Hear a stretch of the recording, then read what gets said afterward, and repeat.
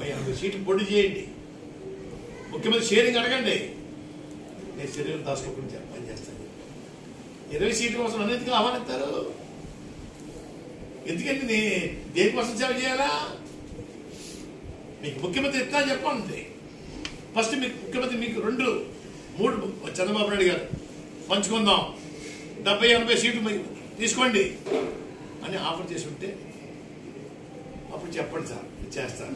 ఇంకోటి కూడా చెప్పాను సార్ వాసు గారికి, అయ్యా వాసు గారు, చంద్రబాబు నాయుడు గారు జైలుకి వెళ్ళిన తర్వాత వారికి పూర్తిగా భూస్థాపితం అయిపోయింది. పవన్ కళ్యాణ్ గారు జైలుకి వెళ్ళి చూసి వచ్చిన తర్వాత బయటకు వచ్చి భరోసా ఇచ్చిన తర్వాత గ్రాఫ్ విపరీతంగా పెరిగిందండి. మీ వల్ల పెరిగింది గ్రాఫ్. చంద్రబాబు నాయుడు గారు ఏం చేయాలా?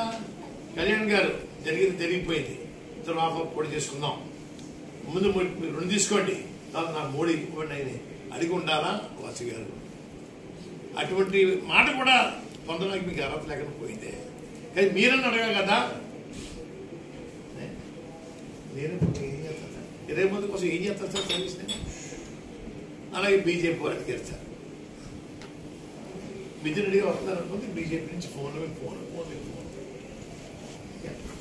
నేను అన్నానండి, నాకు అబ్బాయికి మంచి ఎట్లా లేవద్దు, మా కుటుంబం కోసం కాదు, మీరు 170 సీట్లు పోటీ చేస్తే చెప్పండి, నేను పనిచేస్తాను.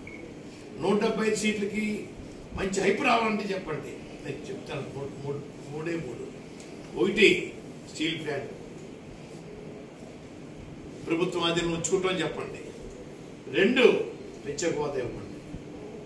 3 పోలవరం ప్రాజెక్ట్ మీ కేంద్రం టేకప్ చేస్తాం అని చెప్పండి. అది కూడా ప్రధానమంత్రి గారు, హోమ్ మినిస్టర్ అమిత్ షా గారు మన ఆంధ్ర వచ్చి బహిరంగ సభ చెప్పండి, మీకు సర్వీస్ చేస్తాను. 5 సీట్ల కోసం 6 సీట్ల కోసం మీరు త్యాగం చేయకండి, నన్ను లాక్కండి రోడ్డు మీద.